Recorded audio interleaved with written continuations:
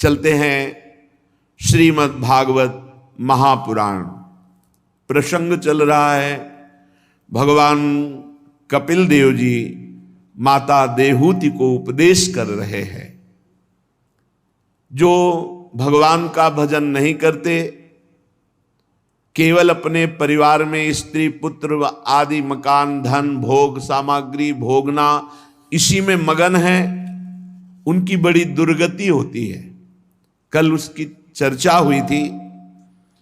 श्री भगवान कह रहे कि एवं कुटुंबम बिभ्राण उदरम भर एव वा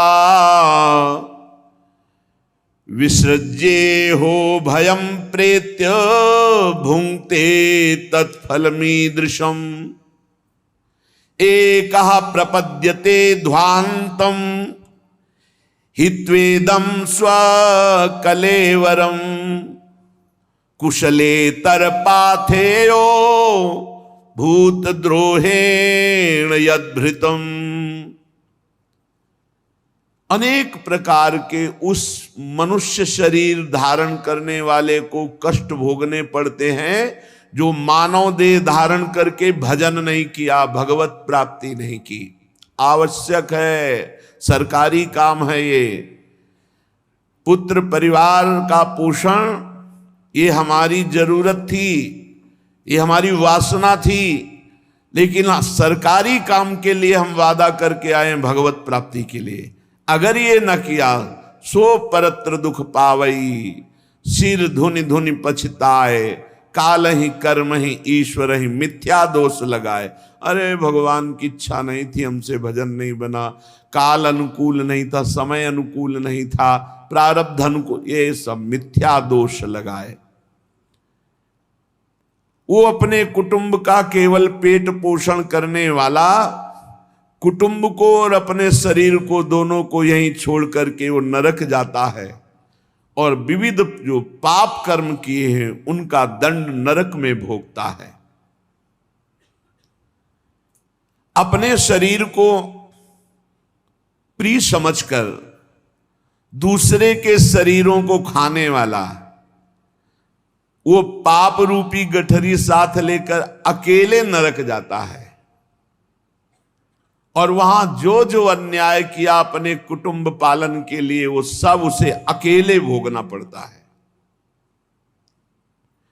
नाना प्रकार के दंड भोगकर व्याकुल जब हो जाता है, सारा पाप जब उसका धुलता है नरक में, कुछ रह जाता है, तो उसको फिर अन्य योनियों में भेजा जाता है। वहां से जब पवित्र होता है भोग कर, तब फिर मनुष्य योनि का संयोग बनता है। पता नहीं किस कल्प में बने अब मनुष्य योनि, जरूरी थोड़ी कि मनुष्य बनकर मरे तो मनुष्य ही बनेंगे, नहीं। अब मनुष्य शरीर कैसे बनता है? श्री भगवान कहते हैं, माता जी वो जब अन्य योनियों में भोग करके पुनः पहुंचता है तो उसे मनुष्य योनि का जब विधान बनाया जाता है तो पहले वो वर्षा के द्वारा जीव अन्न में पहुंचता है और अन्न के द्वारा माता पिता के उदर में पहुंचता है। जो पिता का वीर्य और माता का रज दोनों के संयोग से उसकी रचना होती है। अव्यक्त है, आत्मस्वरूप है, अविनाशी है। जब माता पिता के संयोग से रज और वीर दोनों मिलते हैं तो एक रात्रि में वो एक कलल बनते हैं, दोनों मिल करके कलल बनते हैं। 5 रात्रि में वो बुदबुदा बनता है। 10 रात्रि में एक बेर की आकृति जैसा होता है, हम ही तुम हैं। उसके बाद 10 दिन के बाद धीरे धीरे मांसपेशियां बढ़ना शुरू हो जाती हैं। 1 महीने में बड़े अंडे का जैसा रूप, 1 महीने के बाद फिर उसकी सिराकृति बनती है, खोपड़ी की आकृति बनती है। 2 महीने के बाद हाथ पांव के अंग बनना शुरू होते हैं। 3रे महीने में नख, रोम, त्वचा, हड्डी और स्त्री पुरुष का चिन्ह, बालक है या बालिका, ये छिद्र उत्पन्न हो जाते हैं। 4 महीने में मांसाद धातुएं नस नाड़ियों में रक्त संचालन प्रारंभ हो जाता है। 5वें महीने में चेतना जागृत होने लगती है और भूख प्यास लगने लगती है। भारी नरक है, भारी नरक माता का गर्भ। 6ठे महीने में त्राहिमाम बोल देता है, इतना कष्ट। झिल्ली से लिपटा हुआ मां की दाहिनी कोख में बच्चा रहता है, वहीं आसपास मलाशय और मूत्राशय है। उस समय माता को खट्टे चरफरे वस्तुएं पाने का शौक होता है, हर माता को खट्टी चीजें पाने का। वो सब जाकर उसके शरीर को जलाती हैं, ताप पैदा करती हैं। माता के खाए हुए खट्टे चरफरे, नमकीन, मिर्च आदि वाले पदार्थ जघन्य मलमूत्र के गड्ढे में पड़ा हुआ वो शरीरधारी जीवात्मा भारी कष्ट भोगता है। सुकुमार होता है, वहां विष्ठा के कीड़े छोटे छोटे उसके अंग प्रत्यंग को नोचते हैं। भारी क्लेश, इतना क्लेश कि क्षण क्षण में उसे मूर्छा आती है। माता को और पसंद होता है गर्मा गर्म, कड़ुआ, तीखा, नमकीन, रूखा, खट्टा, आंतों से घिरा हुआ और सिर, पेट की ओर तथा पीठ और गर्दन कुंडलाकार ऐसे मुड़ा हुआ। बहुत कष्ट मां के गर्भ में, बहुत। और देख लो, बड़े ज्ञाता बनते हो, 25 वर्ष, 30 वर्ष, 40 वर्ष की बात है, इसी घर में रह के आए हैं हम सब इसी मां के गर्भ में रह के आए हैं। अब वो बंद झिल्लियों में पराधीन, अंग हिलाने डुलाने में भी असमर्थ, भारी कष्ट। उस समय भगवान की प्रेरणा से उसे कई जन्मों की याद आती है, उसकी स्मरण शक्ति जागृत होती। तत्र लब्ध स्मृतिर दैवात्म कर्म जन्म सतोद्भवम, सैकड़ों जन्मों की उसे याद आती है। अब स्मरण दीर्घ मनुच्छ्वासम शर्म किम नाम विंदते, अब तो भारी भारी लंबी सांसें लेता है, हाय अब दुर्गति से कैसे बच सकता हूं। सैकड़ों जन्मों की याद आती है, उसे बिल्कुल शांति नहीं, घोर अशांति। 7वां महीना आरंभ होने पर ज्ञान शक्ति पूर्ण जागृत हो जाती है। अब प्रसूति वायु से वहां से चलायमान रखती है। यहां माता को आनंद होता है, बच्चा देखो हिल रहा है। उसे भारी पीड़ा, भारी अशांति, भारी क्लेश। केवल जीवनी शक्ति नाभि के द्वारा जो नाल है उसी से, न श्वास लेने की, न देखने की, सब कुछ अनुभव हो रहा है। ज्ञान शक्ति जागृत हो गई है। सप्त धातु में स्थूल शरीर से बंधा हुआ वो देहात्मदर्शी जीव भयभीत हो जाता है। उसी समय भगवान की प्रेरणा से उसे भगवान का ज्ञान होता है, तो वो भगवान से स्तुति करता है माता के गर्भ में। तस्योपसन्नमवितुम जगतीच्छयात् नाना तनोर्भुवि चलच्चरणारविंदम सोहम ब्रजामि शरणम कुतो भयम में ये नेद्रसी गतिरदर्श सतोनुरूपा। प्रभु मैं बड़ा अधम हूं, जब जब आपने हमको अवसर दिया मनुष्य शरीर प्राप्त करके मुक्त होने का, तब तब मैं भोगों में फंस गया। ये गति मेरे कर्म के अनुसार ही दिखाई है प्रभु, मेरे योग्य हैं।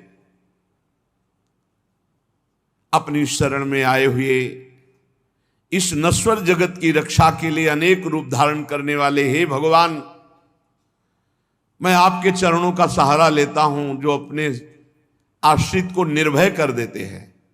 प्रभु मैं जीव इस माता के उदर देह में इंद्रिय और अंतःकरण रूपा माया का आश्रय कर पुण्य पाप रूप कर्मों से आच्छादित बद्ध की तरह दुख भोग रहा हूं, बड़ा संतप्त हूं प्रभु।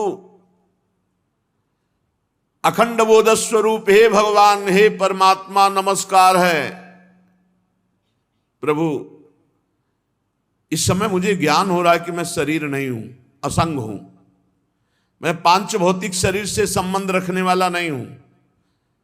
इंद्रिय गुण शब्दादि विषय अहंकार ये सब मेरे नहीं है। पर प्रभु ये अभी अभी ज्ञान हुआ है। हे प्रकृति पुरुष के नियंता सर्वज्ञ विद्या शक्ति संपन्न परम पुरुष, मैं आपके चरणों की बार बार वंदना करता हूं। आपकी माया से स्मृति नष्ट हो जाती है कि मैं कौन हूं। यही कारण है कि आत्मा जीव कहलाया और वो माया के तीन गुणों सतोगुण रजोगुण तमोगुण में फंस करके कर्म करता, कर्म बंधनों में बंद करके फिर यही कष्ट भोगता है, बार बार जन्म बार बार मरण। ये माया आपकी कृपा के बिना, आपके दिए हुए युक्ति ज्ञान के बिना ये नहीं नष्ट हो सकती। आपकी कृपा के बिना और आपके द्वारा दिए हुए युक्ति ज्ञान से माया से इस समय जो मुझे ज्ञान हुआ है, मुझे पता है आपने ही प्रदान किया है, मेरी किसी साधना का फल नहीं। सबको ज्ञान होता है गर्भ में। प्रभु सबके हृदय में आप ज्ञान स्वरूप परमात्मा विराजमान हो, सबके हृदय में सबको ज्ञान देते हो। मैं जीव कर्मजनित बंधन को प्राप्त हो गया हूं। त्रिविध तापों की शांति के लिए मैं आपके चरणों की वंदना करता हूं। प्रभु मैं देहधारी जीव दूसरे देह माता के उदर के भीतर मलमूत्र और रुधिर के गड्ढे में पड़ा हुआ हूं। जठराग्नि जला रही, कीड़े नोच रहे, दुर्गंध युक्त ये जगह है जहां मैं हूं। उससे निकलने की इच्छा करते हुए दिन गिन रहा हूं प्रभु, एक एक मिनट गिन रहा हूं कि माता के गर्भ से निकलूं। प्रभु प्रार्थना इस बार निकाल दो इस दिन को यहां से। कह रहे इच्छन नितो विवसितुम गणयन स्वमासान निर्वास्यते कृपण धीर भगवन कदान। एक एक दिन एक एक मिनट गिन रहा हूं कि भगवान की कब कृपा हो कि से निकलूं माता के गर्भ से। पर स्वामिन फिर डर लग रहा है कि फिर निकल के गया, आपकी माया फंसा लिया तो फिर सब भूल जाऊंगा, फिर उसी में फंस जाऊंगा, पूरा जीवन बर्बाद हो जाएगा। कभी कभी तो लगता है कि माता के गर्भ में रहना अच्छा है, यहां माया नहीं सता रही, कष्ट ही तो मिल रहा है, पर बाहर गए तो माया फंसा लेगी फिर। इसीलिए श्री सुखदेव जी नहीं निकल रहे थे, 16 वर्ष हो गए। तब भगवान स्वयं प्रकट हुए, वचन दिया कि तुम निकलो, मेरी माया तुम्हें स्पर्श नहीं करेगी। तो वो तो सुखदेव जी थे, अपने लोग जो निकलते ना, भूमि परत भा ढाबर पानी तिम जीवहि माया लपटानी, जैसे आकाश से निर्मल बूंद गिरे और पृथ्वी में मलिन हो जाए, ऐसे प्रभु आप बड़े दयालु हो, मुझे बड़ा उत्कृष्ट ज्ञान दिया। प्रभु आप प्रसन्न हो जाओ और ये ज्ञान बना रहे, ये ज्ञान बना रहे, ऐसी कृपा कर दो।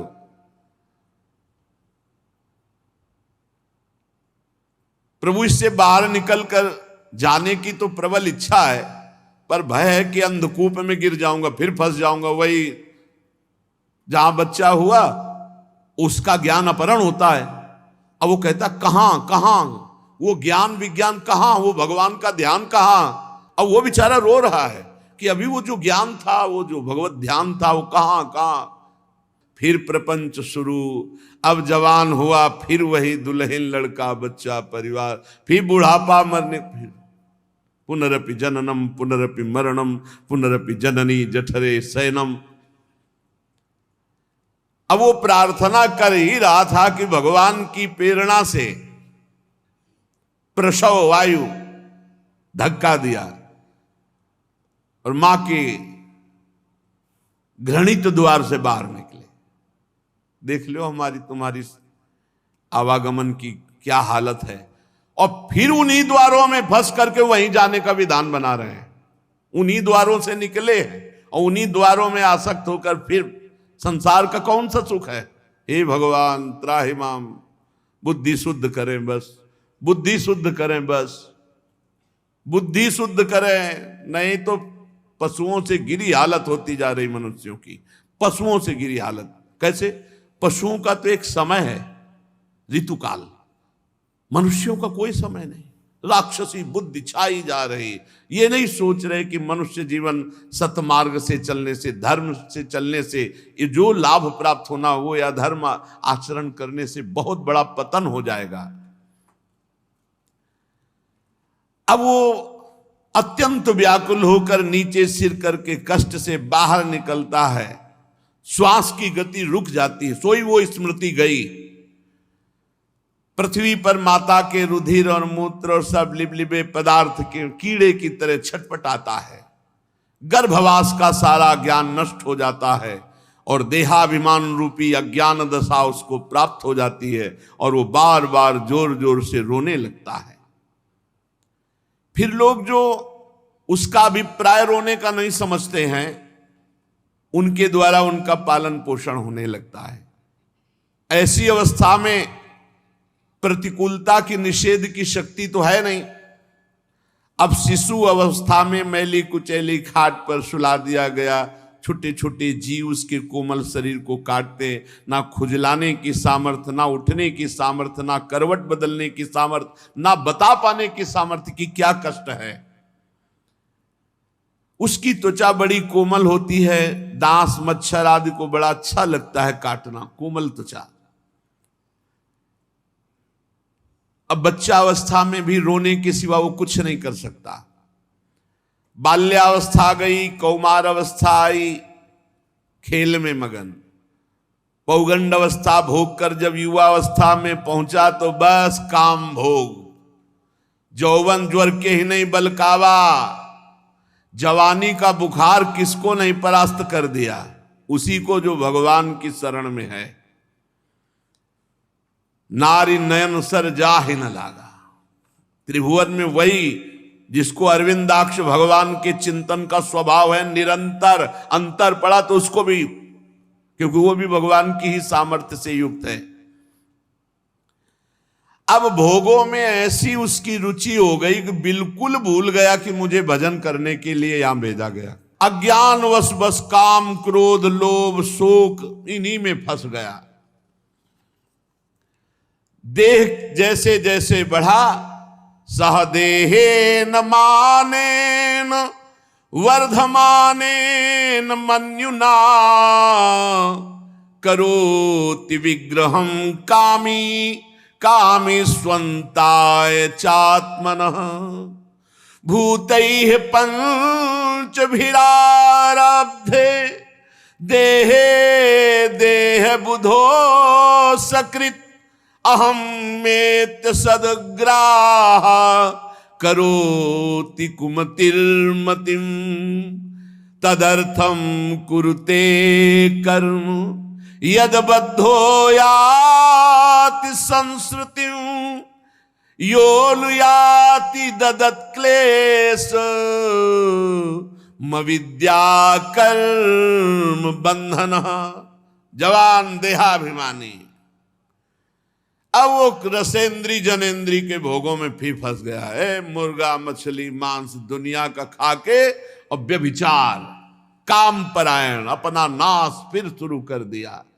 जवानी मदोन्मत्त, मत वाले हाथी की तरह कुछ नहीं दिखाई दे रहा। कोवा मदांधो मदना तुरो, आंधों में अंधा कौन जिसे काम ने अधीन कर लिया है। अब जब उसकी कामनाओं में कोई बाधा डालता, भयंकर क्रोध आ जाता। क्रोध से वो कई पुरुषों से वैर ठान लेता है।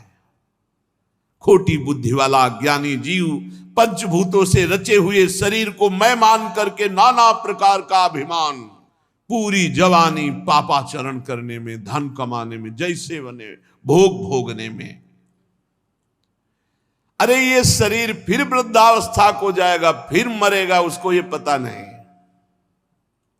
तरह तरह के ऐसे पापाचरण कर्म किए, चित्त अशांत, मन अशांत।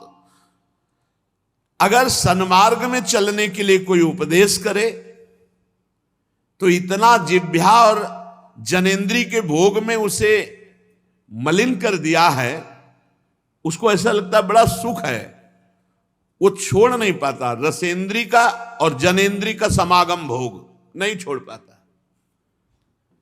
इस अवस्था में सतमार्ग में जो प्रेरणा देते हैं उनका साथ छोड़कर ये अनुगमन उन्हीं लोगों का करता है जिसके कारण इसको नरक मिले, दुष्ट लोगों का संग। ऐसे लोगों का ये संग पकड़ता है जो ना सत्य है, ना सोच, सोच माने पवित्रता, ना बाहर की पवित्रता, ना भीतर की पवित्रता, ना वाणी में सत्य, ना संयम, ना दया, ना बुद्धि भगवत वाली, ना लज्जा, ना क्षमा, ना यश, न मन इंद्रियों पर संयम, बस मनमानी पापाचरण। अत्यंत सोचनी, काम के खिलौना, जैसा काम चाहे वैसा, अशांत, देहाभिमानी, ये असत पुरुष ऐसों का कभी भी भूल कर साधक को संग नहीं करना चाहिए, भगवान कपिल देव जी कह रहे हैं। क्योंकि न तथास्य भवेन मोहो बंधश्चान्य प्रसंगतः योषित संगाद्यथा पुंसो यथा तत्संग संगतः। साधक को, मनुष्य को, उपासक को और कोई ऐसा नहीं बांध सकता जैसा योषित संगाद्यथा, काम भाव से स्त्री संग बांध देगा, और जैसा कामियों का संग बर्बाद कर देगा ऐसा कोई संग नहीं। इसलिए ना तथास्य भवेन मोहो, ऐसा ज्ञान, ऐसा बंधन, ऐसी आसक्ति और कहीं नहीं होती। एकमात्र योषित संगाद्यथा या तत्संग संगतः, कामिनी का संग या कामी पुरुषों का संग, दोनों का त्याग करके असंग भाव से। मेरी इस माया का बल तो देखो, बड़े बड़े दिग्विजयों के सर पर पैर रख करके नाचती है। बड़े बड़े दिग्विजयों के पैर, जो दिशाओं को भी जीत ले, ऐसों के सर पर पैर रखकर नाचती। देखो मेरी माया का प्रबल बल। भ्रकुटी और मुस्कान मात्र से, भ्रकुटी संचालन और मुस्कान मात्र से कौन ऐसा जिसको मोहित न कर ले। जब सृष्टि रचने वाले विधाता को मोहित कर लिया तो औरों की तो बात जाने दो। पीछे सुना है आपने, बहुत ध्यान से। बलम में पश्चिमाया स्त्री मैया जैनो दिशाम या करोति पदाक्रांतान भू विजम्रेण केवलम। देखो तो मेरी इस माया का बल, जो दिशाओं पर विजय प्राप्त कर उनको भी रौंद दिया, उनकी भी खोपड़ी झुकवा करके रौंद दिया। संगम न कुर्यात प्रमदासु जातु योगस्य पारम परमारु रुक्षु। अगर कोई भव समुद्र से पार जाना चाहता है, गृहस्थ है, तो एक पत्नी व्रत नियम ले लो। जिसका पाणी ग्रहण क्रिया है बस उसकी दृष्टि भर नहीं, अन्यत्र दृष्टि अगर दूषित करोगे तो पक्का वो नरक जाने का रास्ता है। संगम न कुर्यात प्रमदासु जातु, भगवान कपिल देव। योगस्य पारम परमारु रुक्षु मत सेवया प्रतिलब्धात्म लाभो वदंती या निरयत द्वारमश्य। मेरी सेवा, मेरा भजन, मेरा चिंतन यदि निरंतर करके परम पद पर आरूढ़ होना चाहते हो तो विवेकी पुरुष वही है जो प्रमदा कामिनी का किसी भी तरह संग न करे। साध्वी का वही परम कर्तव्य है कि किसी भी तरह पुरुष शरीर का संग न करे और परस्पर कामाकर्षण वाले संग का भी त्याग करे, क्योंकि ये संग खुला हुआ नरक का द्वार है। मेरी रची हुई ये जो माया है, ये धीरे धीरे नजदीक आती, समझने नहीं देती, और फिर ऐसे गिरा लेती जैसे तिनके से ढका हुआ कुआं हो और आप बराबर समझ कर पैर रखे, मुंह भरा गिर जाए। तो साधक को चाहिए योपयाति शनैर माया, शनैर माने धीरे धीरे, योषित देव विनिर्मिता तामीक्षेतात्मनो मृत्युम तृणैकूपमिवाव्रतम। साक्षात मृत्यु देखे, मृत्यु ये मृत्यु है मेरा नाश करने के लिए। इसलिए योषित देव विनिर्मिता, देवताओं के द्वारा प्रेरित होकर के हमारे परम पद को छुटाने के लिए, भ्रष्ट करने के लिए माया आई है। संगम न कुर्यात प्रमदासु जातु, क्यों? योपयाति शनैर माया योषित देव विनिर्मिता तामीक्षेतात्मनो मृत्युम तृणैः कूपमिवाव्रतम। जैसे कुआं तृण से ढका हो, अगला कदम तुम्हारा कुएं में ही जाओगे, ऐसे बहुत सावधान। भगवान कपिल देव जी महाराज कह रहे, या मन्यते पतिम मोहान मन्माया मृषभायतिम स्त्री त्वं स्त्री संगतः प्राप्तो वित्तापत्य गृह प्रदम। स्त्री में यदि जो आसक्त हो गया तो अगला जन्म उसका पक्का हो गया, स्त्री ही होगा। जीव पुरुष शरीराभिमानी जो स्त्री में आसक्त है, या मन्यते पतिम, मैं इसका पति हूं, मोहन मन माया मृषभायति, वो मेरी माया से मोहित होकर अपने को पति समझता है, और सामने स्त्री, तो स्त्रीत्वम स्त्री संगतः अत्यंत आसक्त, तो प्राप्तो वित्ता पतक ग्रह प्रदम, वो निश्चित अगले योनि उसको स्त्री की प्राप्त होगी। आसक्त बहुत विचित्र होते हैं। तामात्मनो विजानीयात् पत्य पत्य ग्रहात्मकम दैवोपसादितम मृत्युम मृगयोर्गायनम यथा। जैसे व्याधे का गान सुन करके मृग आकर पास खड़े हो जाते हैं और फिर उनको छाती में बाण सहना पड़ता है, मरना पड़ता है, ऐसे विधाता की रची हुई फांसी समझो, ये काम कामनी वासना की खेल जो है ना, ये विधाता की निश्चित की हुई मृत्यु समझो, फांसी समझो। बोले अपने लोगों की क्या बात है, अपने तो माता से पैदा हुए हैं, स्त्री शरीर से पैदा हुए हैं। जिन्होंने कभी स्त्री देखा नहीं तो पैदा भी नहीं हुए थे स्त्री से। श्रृंगी ऋषि, ऋषि श्रृंग, वो हिरण से पैदा हुए थे। उनके पिताजी विभांडक ऋषि, वो दिनचर्या के लिए जल लेने गए थे, तो वहां देखा कि गंधर्व अप्सरा केली करे, अप्सरा को देखा तो अप्सरा का शरीर, बहुत उन्होंने अपनी इंद्रियों को काबू में करना चाहा, लेकिन भगवान की लीला थी तो उनका वीर शक्ति स्राव हो गई। अब वो जल में संध्या तर्पण आदि के लिए स्नान करके अब वो प्यासी हुई मृगी आई, पिया तो ब्रह्म ऋषि का बड़ा ओजस्व तो वो गर्भ रह गया। और जब उसके संतान हुई तो वहीं आश्रम के समीप ही एक सींग केवल हिरण का, जैसे गोकर्ण जी के कान केवल गाय के और बच्चा मनुष्य का, ऐसे सींग केवल एक और बकाया ब्रह्म ऋषि के। वो ध्यान के द्वारा देखा, रहे तो मेरे ही बालक है, उठा के आश्रम में पालन करने लगे। कभी स्त्री देखा ही नहीं था। श्रृंगी ऋषि ने, जो ऋषि श्रृंग कहे गए, कभी देखा ही नहीं था। तो कह रहे तुम तो स्त्री से पैदा हुई हो, समाज में रह रहे हो, जिसने कभी देखा ही नहीं था उनकी हालत। अब एक दशरथ जी के मित्र थे लोमपाद महाराज, लोमपाद जी। अब उनके जो पुत्री थी वो चक्रवर्ती सम्राट अयोध्या नरेश महाराज दशरथ की पुत्री शांता, दोनों में मित्रता थी कि प्रथम संतान जो होगी वो दे दे। तो प्रथम संतान ये युवावस्था को प्राप्त हो गई थी और अकाल पड़ गया राज्य में। तो ब्रह्म ऋषियों से पूछा कि अकाल ये सूखा पड़ गया, इसका कैसे निराकरण हो? तो उनका एक ही उपाय है, आप राज पदवी से हटो। आप राज पदवी पे बैठोगे तो 12 वर्ष तक अकाल ही रहेगा।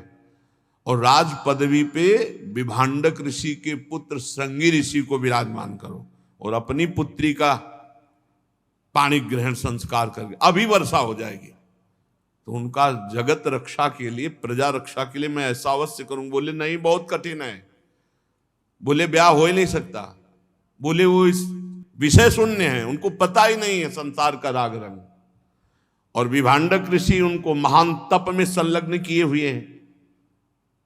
तो ब्राह्मणों से कहा फिर क्या हो? तो बोले पहले उनके अंदर काम संस्कार तो डाले जाएं, संस्कार ही नहीं है काम के, तो ब्याह का मतलब क्या होगा? बोले ऐसे ब्रह्म ऋषि की संतान में काम संस्कार कोई खिलवाड़ है? तो बोले खिलवाड़ तो नहीं, पर हो सकता है राज्य की प्रसिद्ध जो गान करने वाली वैश्याएं हैं, नृत्यांगनाएं हैं, उनको बुलाया जाए और अच्छी धनराशि दी जाए और वो काम कला में प्रवीण होती है, वो जाके संस्कार डालें। अब बुलाए गई तो बड़ी प्रवीण सब एक से एक। जीव ही श्रृंगी ऋषि के बाद सबने कान पकड़ लिया, महाराज भस्म करवाना चाहते हो?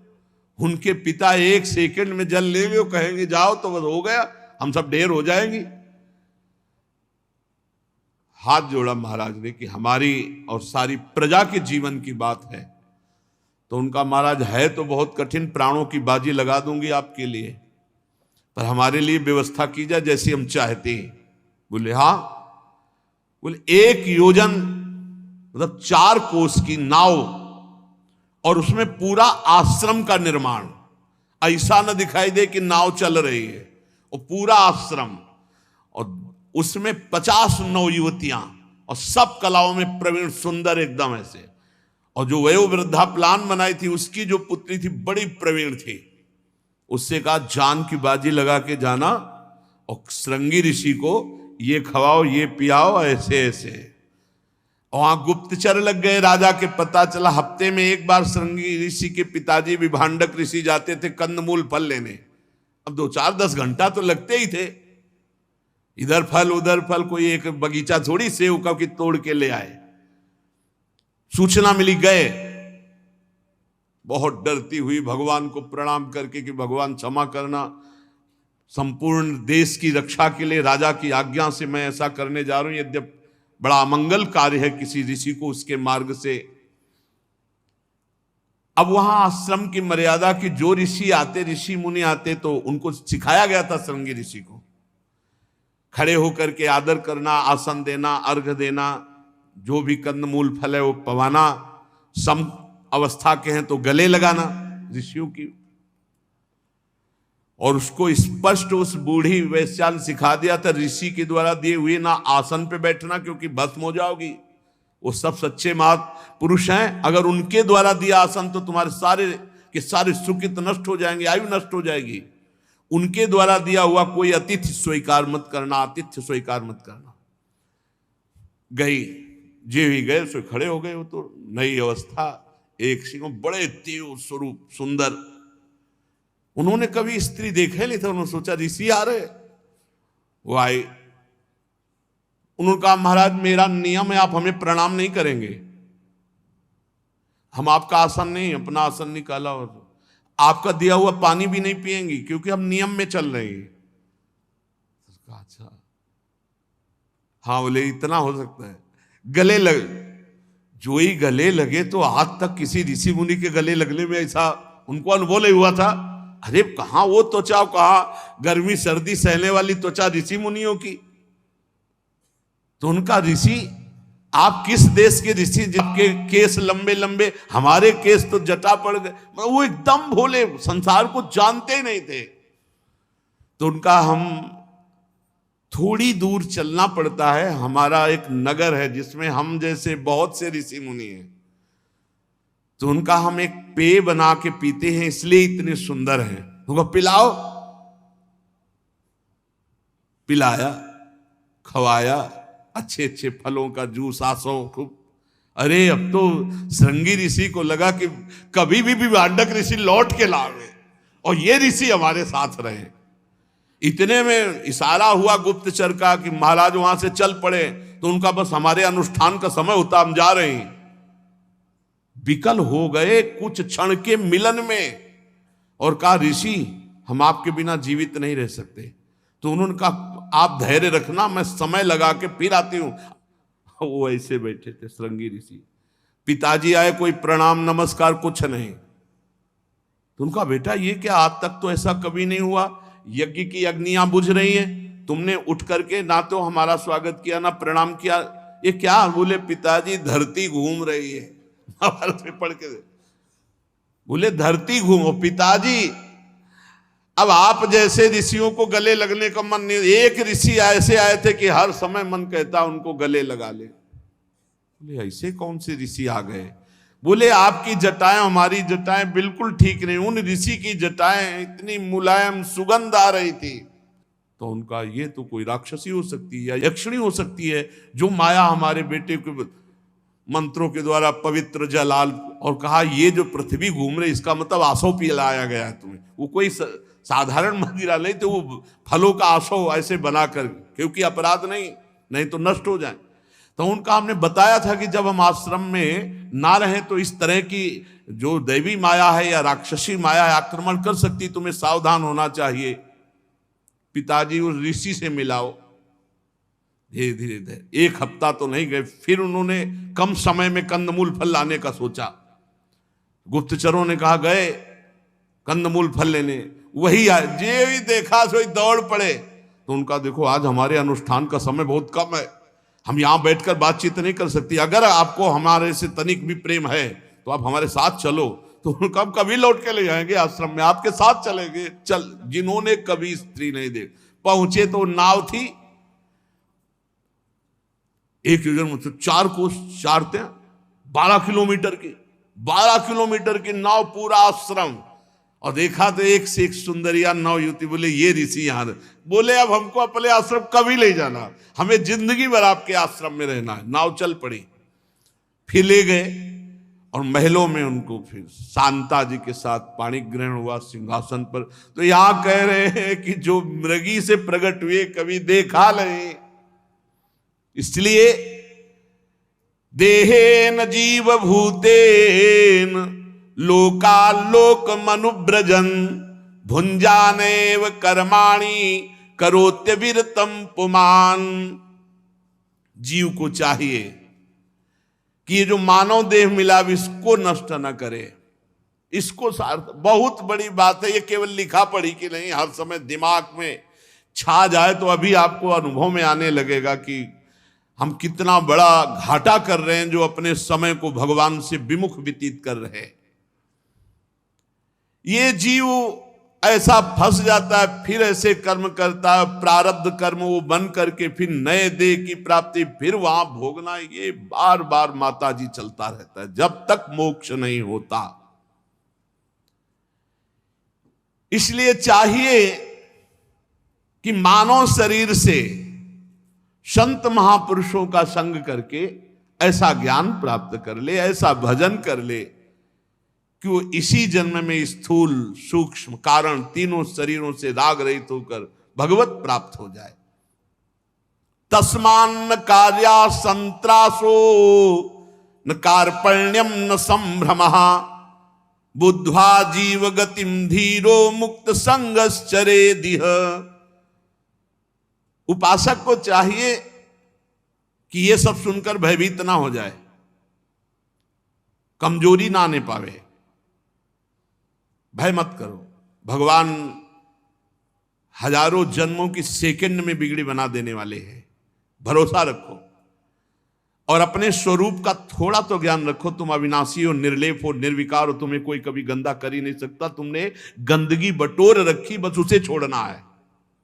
धैर्य पूर्वक नाम जप करते हुए निसंग भावना से इस माया चक्र को तोड़ना है, जन्म मरण के चक्र को। शरीर जिसने धरोहर की तरह रखा,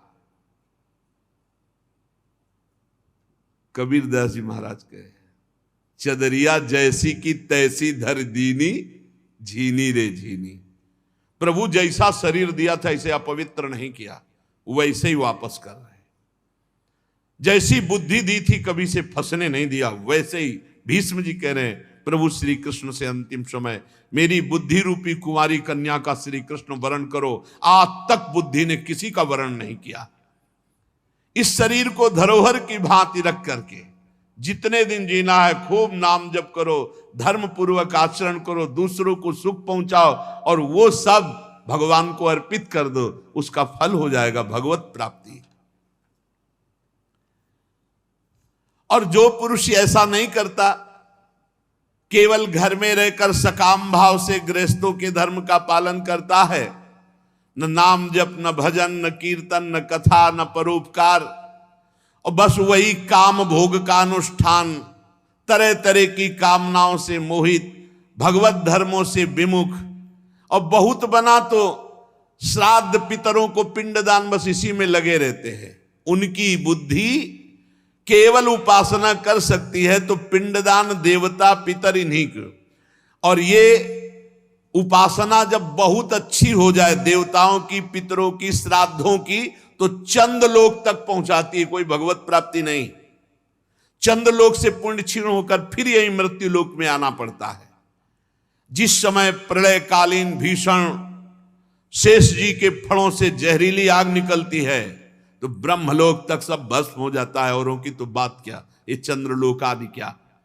इसलिए विवेकी पुरुष को चाहिए, ये स्वधर्मान दुईहंती धीरा कामार्थ हेतवे निसंगा न्यस्त कर्माण प्रशांता शुद्ध चेतसः निवृत्ति धर्म निरता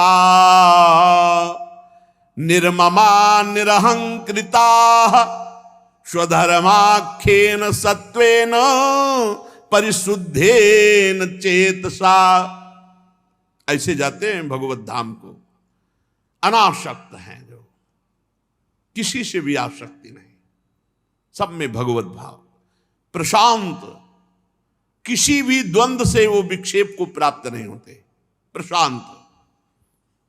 अंतःकरण की कैसी भी स्थिति हो, उपासक को कभी विक्षिप्त नहीं होना चाहिए। आप अंतःकरण नहीं हो उस समय, तत्काल ध्यान, अशांत है अंतःकरण, बहुत परेशानी, जलन हो रही, आप बिल्कुल अलग हो जाओ। बड़ी मस्ती की बात, बहुत मना कर रहे थे कि नहीं नहीं नहीं, भोग मर, असंग, अब भोग तो असंग हो जाओ, तुम अविनाशी हो, तुम अंतःकरण नहीं हो, तुम देह नहीं हो, बस ये समझ पाओ तो समझ पाओ। यही समझ आ गई तो हर परिस्थिति में प्रसन्नात्मा, ब्रह्मभूता प्रसन्नात्मा। भोग मना कर रहे थे, शास्त्र मना कर रहे, गुरुजन मना कर, नहीं वही रास्ता चयन, भोग जल असंग दृष्टा मात्र, जैसे आग लगी दूर से हम देख रहे हैं, हम नहीं जल रहे, प्रशांत। ये स्थिति तभी आएगी जब स्वरूप का ज्ञान होगा, नहीं तो नहीं आएगी। मान होने में हर्ष होगा, अपमान होने में शोक होगा, निंदा में शोक होगा, स्तुति में हर्ष होगा, ये द्वंद्व बने ही रहेंगे। द्वंद्वातीत आपका स्वरूप है, अंतःकरण द्वंद्वातीत नहीं है। अंतःकरण तभी सम होगा जब आप अपने स्वरूप को जानोगे, तो साक्षी मात्र रहने से वही प्रभाव अंतःकरण में पड़ेगा और सम हो जाएगा। अंतःकरण सम होना साक्षात भगवत प्राप्ति हो जाना है। कोई भी द्वंद्व अंतःकरण में प्रभाव न डाले, चाहे मान हो, चाहे अपमान हो, निंदा हो, स्थिति हो, लाभ हो, हानि हो, सुख हो, दुख हो, या मृत्यु ही क्यों ना आने वाली हो, कोई भी हलचल न पैदा हो, यह सिद्ध पुरुष का लक्षण है। शुद्ध चित्त, निरंतर भजन करने से चित्त शुद्ध होगा, कोई और साबुन नहीं है। बड़ी कृपा है जिनको ये दिमाग में बात बैठ गई कि हर समय नाम जप करना है, हमें हर समय नाम जप करना है।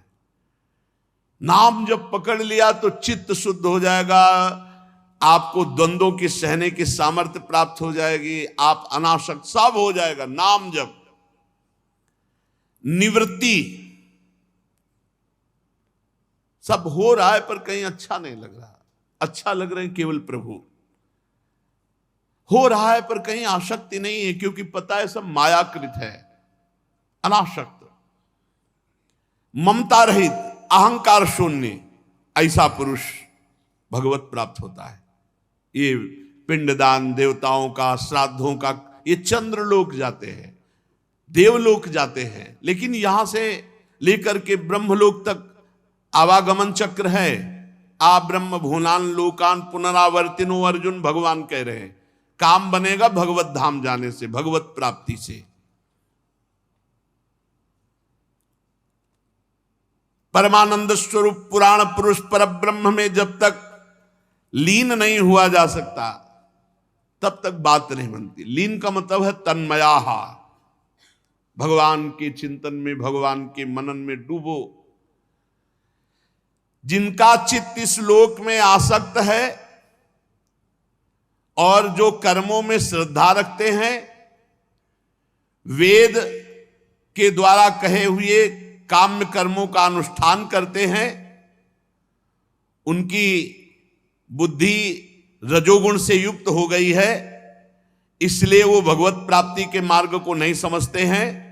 वो केवल इन देवता का पूजन, इन देवी का पूजन, पितरों का पूजन, श्राद्ध का पूजन ऐसा करते हैं, और वो केवल धर्म, अर्थ और काम के परायण होते हैं। उनको मोक्ष या भगवत प्राप्ति से कोई मतलब नहीं होता। जिनके महान पराक्रम अत्यंत कीर्तनीय है, भवभयहारी भगवान श्री कृष्ण की कथाएं इनको अच्छी नहीं लगती, आराधना इनको अच्छी नहीं लगती, क्योंकि ये केवल अर्थ काम के गुलाम होते हैं। इनकी आराधना बस श्राद्ध, पितर, देवी देवता जो हमारी कामनाओं की पूर्ति कर दें, कोई मोक्ष धर्म या भगवत प्राप्ति की ऐसी कोई आकांक्षा नहीं होती, जो अज्ञानी जन है। भगवान कह रहे हैं हाय, भगवान कह रहे हैं हाय विष्ठा भोजी कुकर शुकर आदि जीवों की विष्ठा चाहने के समान, जो भगवान की प्राप्ति को छोड़कर नाम जब, भगवत कथा, कीर्तन आदि जो भगवत प्राप्ति का भाव है, इसको छोड़कर जो संसार के भोग मांगते हैं, तो जैसे प्रहलाद जी ने नरसिंह भगवान से कहा कि भगवान हमको तो परम पद आपका नहीं चाहिए, क्यों?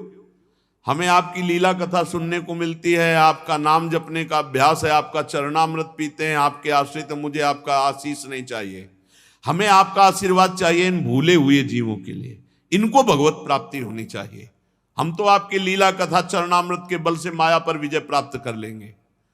भगवान ने कहा लिवा लो, जिनको अभी हम बैठे सीधे वैकुंठ भेज देंगे। पूरे नगर में कोई भी वैकुंठ जाने के लिए तैयार नहीं हुआ। बूढ़े बूढ़े थे, उनको भी कहा कि भगवान नरसिंह भगवान कह रहे चलो वैकुंठ। अभी क्या है, अभी लड़का नादान है, पूरी संभाल नहीं पाएगा, भगवान से कह दो कुछ दिन का समय दें, तो फिर कोई तैयार नहीं हुआ। एक सूकरी मिली, सूकरी से कहा तेरा जीवन कितना घृणित है, चल वैकुंठ चल, भगवान संतों से सुना है। तो सूकरी ने कहा वैकुंठ में मिलता जो यहां खा रहे हैं? बोले नहीं। बोले भी नहीं जाना वैकुंठ।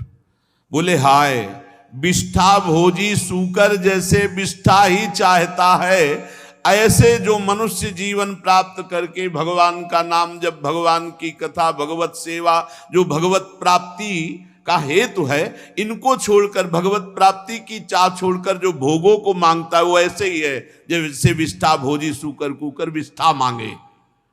गर्भाधान से लेकर अंत्येष्टि क्रिया तक सब संस्कारों को विधि पूर्वक करने वाले सकाम कर्मी, सूर्य से दक्षिण की ओर पितृयान धूर्म मार्ग में प्रीतिश्वर आर्यमा के लोक में जाते हैं और फिर पुनः मृत्यु लोक में लौटते हैं। इनका कल्याण नहीं होता, ये भगवत प्राप्त नहीं होते। ध्यान दीजिए, जो गर्भाधान से लेकर अंत्येष्टि संस्कार तक बिल्कुल शास्त्र सम्मत होते हैं, वो केवल पितृयान में जाते हैं। भजन नहीं करोगे तो कोई दूसरी ऐसी साधना नहीं जो भगवत प्राप्ति करा दे।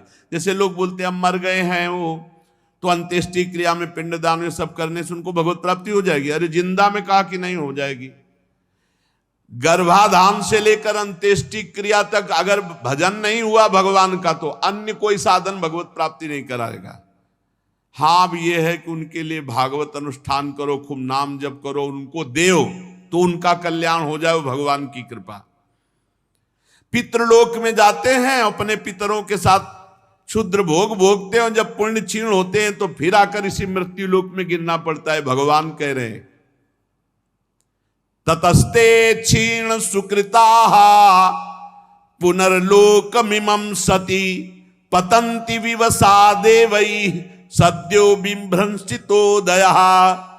गिरना पड़ता है, इसी लोक में विवश होकर जन्म लेना पड़ता है।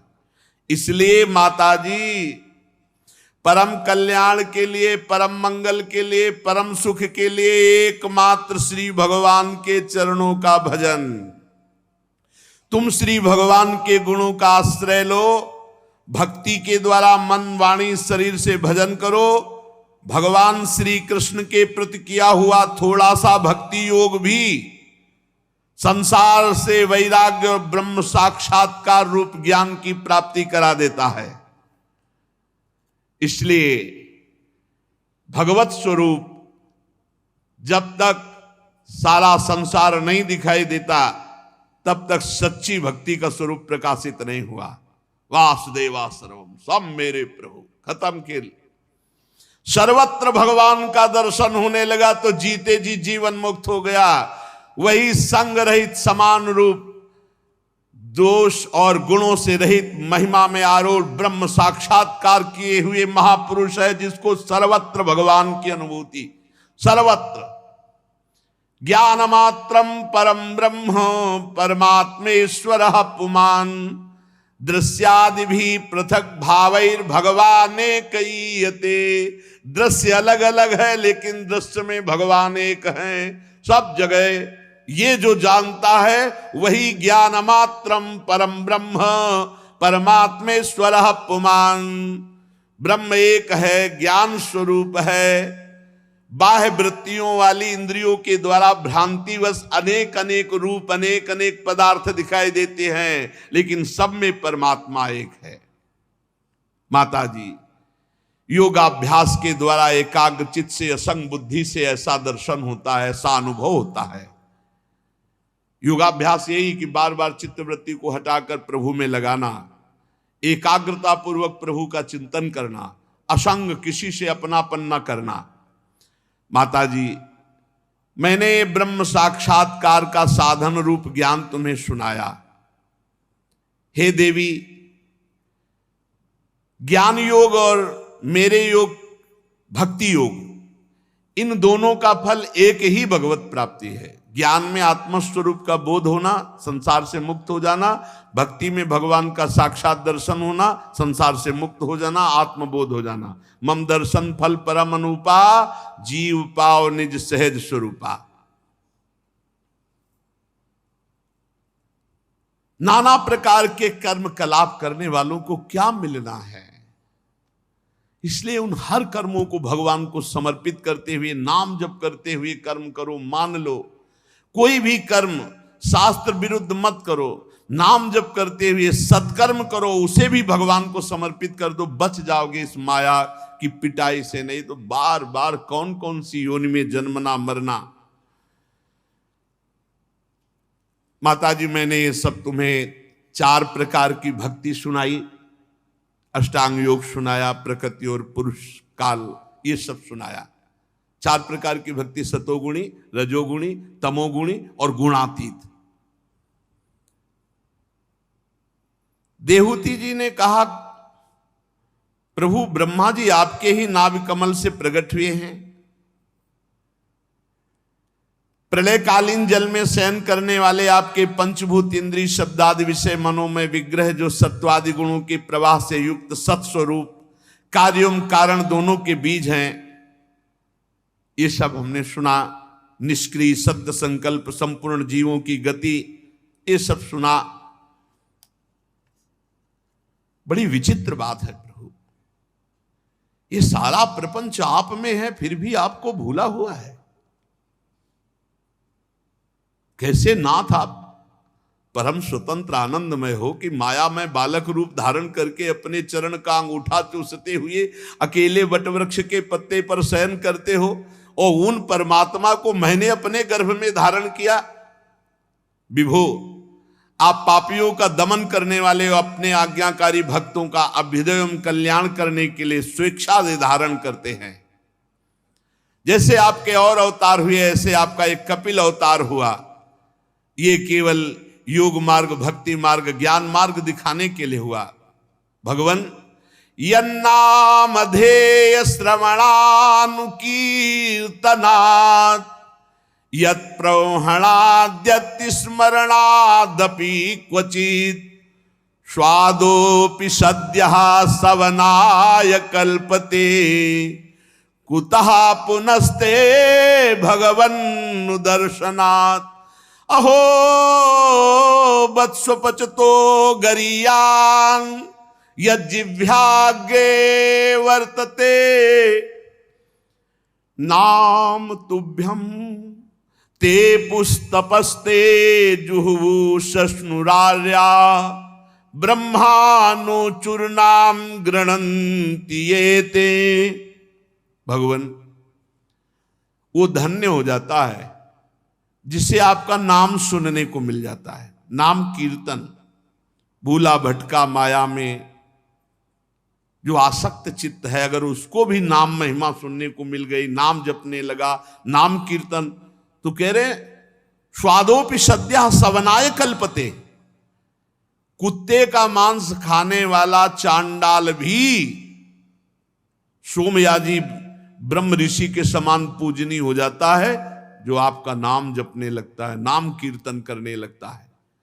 अहो वत्सपचतो गरीयान् यज्जिह्वाग्रे वर्तते नाम तुभ्यं ते पुस्तपस्ते जुहुवु सस्नुरार्या ब्रह्मानो चूर्णाम गृणन्ति ये ते। वह स्वपच चांडाल भी सर्वश्रेष्ठ जगत बंदनीय हो जाता है जिसकी जिह्वा के अग्रभाग पर हे प्रभु आपका नाम विराजमान हो। जो आपका नाम जप करता है उसने तपस्या कर लिया, सब यज्ञ कर लिए, सब तीर्थ अवगाहन कर लिया, सब सदाचार का पालन कर लिया, सब साधनाएं कर ली, सब वेदाध्ययन कर लिया, नाम जप के बराबर कुछ नहीं। जिसने आपका नाम जब शुरू कर दिया उसने भारी तपस्या कर ली, यज्ञ कर लिया, तीर्थ स्नान कर लिया, सदाचार का पालन कर लिया, वेदाध्ययन कर लिया, अर्थात नाम जापक के सब अपने आप कार्य पूर्ण हो रहे हैं। उसे न वेदाध्ययन की, न तपस्या की, न यज्ञ की, न तीर्थ स्नान की। करे अच्छा है, अगर नहीं करा तो सब कुछ हो रहा है, नाम में सब सामर्थ्य विराजमान है। वो चाहे नीच स्वप चांडाल क्यों न हो, वो जगत पूज्य हो जाता है जिसकी जिह्वा पर भगवान नाम विरा। अहो वत्सपचतो गरीयान् यज्जिह्वाग्रे वर्तते नाम तुभ्यम। हे प्रभु, ऐसे जिनका नाम इतना मंगलमय, प्रभु मेरे सामने बैठे हैं। प्रभु आपका नाम, आपकी चर्चा सुन ले तो मान हो जाता है, फिर आपका दर्शन। भगवन् दर्शनात् कुतः पुनस्ते। अब तो हमें कुछ करना बाकी थोड़ी प्रभु, आप हमारे सामने बैठे हो। जिनके उदर में समस्त ब्रह्मांड विराजमान है वेद सहित, वो मेरे उदर में आकर के पुत्र रूप बोले, अब मुझे क्या है, मैं तो निहाल हो गई, कृतकृत्य हो गई। कपिल देव जी ने कहा, माता जी मैंने तुम्हें जो सुगम मार्ग बताया है इसका अवलंबन करने से शीघ्र ही परम पद की प्राप्ति होती है, और तुम तो परम पद स्वरूप ही हो। तुम मेरे इस मत में विश्वास करो। ब्रह्मवादी लोगों ने इसका सेवन किया है। इसका अनुष्ठान करने से जन्म मरण रूपी चक्र का नाश हो जाता है, और जो मेरी बात नहीं मानेंगे तो मेरी प्रबल माया उन्हें ऐसे कर्म करवाएगी कि बार बार जन्म, बार बार मरण। येन माम भवम याया मृत्यु मृच्छन्त्य तद्विदः। अगर मेरी बात नहीं मानेंगे तो ये माया बला तुमसे ऐसे कर्म करवाएगी कि दुर्गति हो जाएगी। ऐसा ज्ञान उपदेश किया और अपनी माता को प्रणाम किया और कहा, मां मेरा कार्य पूर्ण हो गया। पिता सन्यास लेकर भगवत स्वरूप हो गए, आपको उपदेश दे दिया, अब मैं चला। माता को प्रणाम करके और भगवान कपिल देव जी वहां से असंग भावना से चल दिए। देहूति जी भी सरस्वती के मुकुट सदस्य अपने आश्रम में अपने पुत्र के उपदेश किए हुए योग साधना के द्वारा समाधि में स्थित हो गई। समस्त सुखों का त्याग करके रात दिन भगवान के चिंतन में डूबी हुई। बड़ा कठिन होता है भोगों का त्याग करके, भोगों की स्मृति का त्याग करके भगवत स्मृति में। देहूति जी को जो भोग प्राप्त हुए वो देवराज इंद्र को भी नहीं प्राप्त हुए। भोग त्याग दिया, भोग की स्मृति त्याग दिया, अखंड भगवत स्मृति समाधि में निमग्न। भक्ति के प्रबल प्रवाह, वैराग्य और अनुष्ठान से अंदर ही ब्रह्म साक्षात्कार हो गया। माया जनित आवरण दूर हुआ। स्थिति श्री भगवान में, आनंद परमानंद। अब निरंतर समाधि की स्थिति में संसार का सत्यत्व भाव भी गया और शरीर भी स्वप्न की तरह भासने लगा। ना कोई मानसिक क्लेश, ना कोई शारीरिक क्लेश। बाल बिखरे हुए स्थिति समाधि में। अब केवल शरीर प्रारब्ध का पोषण हो रहा है शरीर के द्वारा। जैसा प्रारब्ध है वैसा शरीर का पोषण, शरीर से बिल्कुल निरपेक्ष। और उन्होंने सदा सदा के लिए श्री भगवान को देहूति जी ने प्राप्त कर लिया। जिस स्थान पर देहूति जी को ब्रह्मबोध हुआ, सिद्धावस्था प्राप्त हुई, उसे सिद्ध पद नाम से कहा गया है। देहूति जी का शरीर एक नदी के रूप में परिणित हो गया, जो सिद्धगण से सेवित सब प्रकार की सिद्धि देने वाली है। जल रूप होकर के प्रवाहित हो गया देहूति जी का शरीर, और वो ब्रह्म में लीन हो गई। महायोगी भगवान कपिल देव जी ईशान कोण में ही वहां ध्यानस्थ होकर देखा माता परम पद में, पिता परम पद में, तो आप भी समाधि में। स्वयं समुद्र ने कपिल भगवान का पूजन किया और तीनों लोकों की शांति के लिए भगवान कपिल देव जी योग मार्ग का आश्रय लेकर समुद्र में समाधिस्थ हो गए। सिद्ध चारण गंधर्व मुनि अप्सरागण उनकी स्तुति करते हैं। सांख्याचार्यगण भी सब प्रकार से कपिल भगवान का स्तवन करते हैं। निष्पाप विदुर जी, तुम्हारे पूछने से मैंने ये भगवान कपिल और देहूति जी का परम पवित्र संवाद सुनाया। यह कपिल देव जी का मत अध्यात्म युग का गूढ़ रहस्य है। जो पुरुष श्रद्धा पूर्वक इस कथा को सुनेगा वो भगवान की विशुद्ध भक्ति से युक्त होकर अंत में भगवान के परम पद को प्राप्त होगा। जो श्रद्धा पूर्वक इस संपूर्ण प्रसंग कपिलोपाख्यान को सुनेगा वो भगवान की भक्ति से युक्त होकर इसी जन्म में भगवत प्राप्ति करेगा। श्री मैत्रेय जी स्वयंभू मनु की महारानी शतरूपा से प्रिव्रत और उत्तानपाद ये दो पुत्र हुए थे। 3 कन्याएं आकुति, देहूति, प्रसूति। तो देहूति जी का आप चरित्र सुने पूरा। आकुति का यद्यपि उसके भाई थे तो भी महारानी शतरूपा की अनुमति से उन्होंने रुचि प्रजापति के साथ पुत्रिका धर्म के साथ विवाह किया। पुत्रिका धर्म के अनुसार किए जाने वाले विवाह में शर्त होती कि कन्या के जो पहला पुत्र होगा उसे कन्या के पिता स्वीकार करेंगे। प्रजापति रुचि भगवान के अनन्य चिंतन के कारण ब्रह्म तेज से संपन्न महापुरुष थे। उन्होंने आकुति के गर्भ से पुरुष और स्त्री का एक जोड़ा उत्पन्न किया। उनमें जो पुरुष था वो साक्षात यज्ञ स्वरूपधारी भगवान श्री हरि, और जो स्त्री थी वो भगवान से कभी अलग न रहने वाले लक्ष्मी जी के अंश स्वरूपा दक्षिणा। यज्ञ और दक्षिणा का प्रादुर्भाव हुआ। मनु जी अपनी पुत्री आकुति के उस परम तेजस्वी पुत्र यज्ञ और दक्षिणा को पास रख लिया। रुचि प्रजापति ने जब दक्षिणा विवाह के योग्य हुई तो उसने भगवान को ही पति रूप में प्राप्त करने की इच्छा की। तब भगवान यज्ञ पुरुष ने दक्षिणा से विवाह किया। इसलिए यज्ञ तभी पूरी मानी जाती है जब दक्षिणा हो, दक्षिणा दी जाए। इससे दक्षिणा को बड़ा संतोष हुआ। भगवान प्रसन्न होकर उससे 12 पुत्र उत्पन्न किए। तोष, प्रतोष, संतोष, भद्र, शांति, इडस्पति, इद्म, कवि, विभु, स्वर्ण, सुदेव, रोचन। ये ही स्वयंभू मनवंतर में तुषित नाम के देवता हुए। उस मनवंतर में मरीचि आदि सप्तऋषि थे। भगवान यज्ञ ही देवताओं के अधीश्वर इंद्र थे। महान प्रभावशाली प्रिव्रत उत्तानपाद मनुपुत्र थे। वह मनवंतर उन्हीं दोनों के बेटों, पोतों और दौहित्रों के वंश से छा गया। प्यारे विदुर जी, मनु जी ने अपनी दूसरी कन्या जो देहूति जी, वो करदम जी से ब्याही। उनके संबंध में पूरा प्रसंग आप सुन चुके हैं। अब मनु जी ने अपनी तीसरी कन्या प्रसूति का विवाह ब्रह्मा जी के पुत्र दक्ष प्रजापति से किया और उनकी विशाल परंपरा से त्रिलोकी भर गई। करदम जी की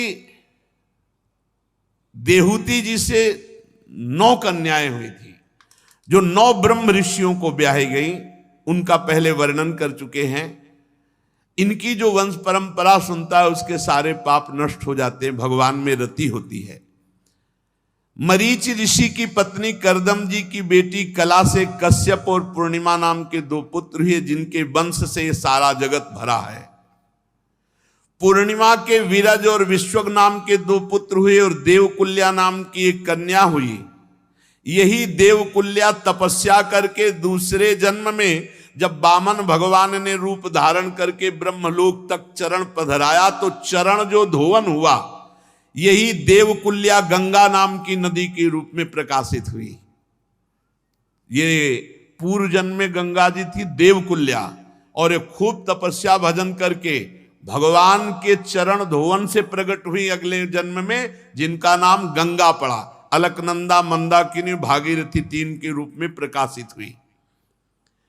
अत्रि जी की पत्नी अनुसुईया जी थी, बड़ी पतिव्रता थी। इनके 3 पुत्र हुए, श्री हरि, दत्तात्रेय जी, महादेव, दुर्वासा जी, ब्रह्मा जी, चंद्रमा मुनि। ये भगवान श्री हरि और शंकर जी और ब्रह्मा जी के अंश से उत्पन्न हुए। विदुर जी ने पूछा कि ऐसा क्या कि अत्रि मुनि के यहां ये महान तीनों भगवान अपने अपने अंश से प्रकट हो गए। श्री मैत्रेय जी ने कहा, जब ब्रह्मज्ञानियों में सर्वश्रेष्ठ महर्षि अत्रि जी को सृष्टि रचने के लिए आज्ञा दी, तब वो अपनी सहधर्मिणी अनुसुईया जी के साथ ऋक्ष नामक कुल पर्वत पर भारी तपस्या की। पहले ब्रह्म ऋषि जन सब ब्रह्मचर्य रहकर तप परायण होकर फिर संतान उत्पन्न करते थे। पलाश, अशोक आदि का वृक्षों का वन था। निर्विंध्या नाम की नदी कल कल ध्वनि गूंजती थी। प्राणायाम के द्वारा 100 वर्ष तक प्राणवायु को 100 वर्ष तक केवल संशोधन करके 100 वर्ष तक तपस्या की। कोई जल नहीं, कोई फल नहीं, कुछ खाना पीना नहीं। यहाँ 100 वर्ष तो क्या 100 मिनट रहना मुश्किल है। कलयुग का ऐसा प्रभाव है कि मन चंचल ही बना रहता है। चित्त को 100 वर्ष तक केवल वायु, प्राणवायु संशोधन, बाद सर्दी गर्मी प्रकृति के पूरे, और एक पैर केवल खड़े होकर, और मन ही मन प्रार्थना करते कि जो कोई संपूर्ण जगत का ईश्वर है, मैं उनकी शरण में हूं और वो मुझे अपने समान संतान प्रदान करे। ऐसा तप्यमानम त्रिभुवनम प्राणायामैद शाग्निना निर्गतेन मुनेर मूर्धनः समीक्ष प्रभवस्त्रयः। अब ऐसी प्राणवायु का संशोधन करके तपस्या की कि अत्रि मुनि के तेज से तीनों लोक कांप उठे ताप से। तो भगवान ब्रह्मा विष्णु और महादेव तीनों जगतपति उनके आश्रम पर आए। तीनों एक साथ प्रकट हो गए।